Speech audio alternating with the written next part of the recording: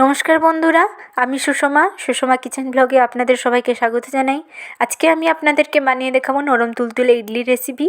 আমরা প্রথমে বিউলি ডালের পেস্ট, ভাতের চালের পেস্ট, লবণ দিয়ে 7-8 ঘন্টা আমরা পেস্টটা মাখিয়ে রাখবো রেস্টের জন্য। আপনারা যদি সকালে করতে চান তাহলে আগের দিন রাত্রে থেকে মাখিয়ে রেখে দিবেন। যদি আপনারা রাত্রে করতে চান তাহলে সকালে মাখিয়ে রাখবেন। এর ফলে কী হয়, ইডলি নরম তুলতুলে হয় এবং খেতেও স্বাদ হয়। এরপর আমরা যে পাত্রে ইডলি করব তার মধ্যে আমরা সাদা তেল দিয়ে ব্রাশ দিয়ে মাখিয়ে নিব। এখানে আপনারা সরিষার তেল ব্যবহার করবেন না, না হলে ইডলি গন্ধ করবে সরিষার তেল। তারপর আমরা পাত্রতে জল দিয়ে দিব। এখানে নিচের দাঁড় থেকে আমরা 2.5 ইঞ্চি ছেড়ে জলটা দিব। এর ফলে কী হবে, ইডলির মধ্যে জল ঢুকে যাবে না, বেশি দিবেন না জল আপনারা। ওভেনের মধ্যে আমরা পাত্রটা বসিয়ে দিব। ওভেনটা আমরা ফুল আঁচে রাখবো।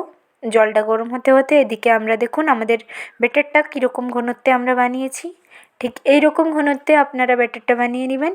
একে একে আমরা সবগুলি দিয়ে দিব পাত্রের মধ্যে। দেখুন এখন আপনারা ওভেনের আঁচটা মিডিয়ামে রেখে আস্তে আস্তে করে সব ফর্মাগুলো আমরা দিয়ে দিব। দেখুন আমরা সবগুলো দিয়ে দিয়েছি। এরপর আমরা ঢাকা দিয়ে দিব। ঠিক 15 মিনিট বাদে আমরা ঢাকনাটা খুলব। দেখুন আমাদের 15 মিনিট হয়ে গেছে। এখন আমরা ঢাকনাটা খুলে নিব। একটা ছুরির সাহায্যে আমরা দেখে নিব ইডলির ভেতরে হয়েছে কি না। দেখুন হয়ে গেছে, আমাদের ছুরির ভিতরে লাগছে না একটু, তার মানে আমাদের ইডলি হয়ে গেছে। এরপর আমরা ওভেনটা বন্ধ করে আস্তে আস্তে সবগুলো বের করে নিব। এগুলো ঠান্ডা হতে দিব। এরপর ছুরির সাহায্যে একটা একটা করে আমরা তুলে নিব।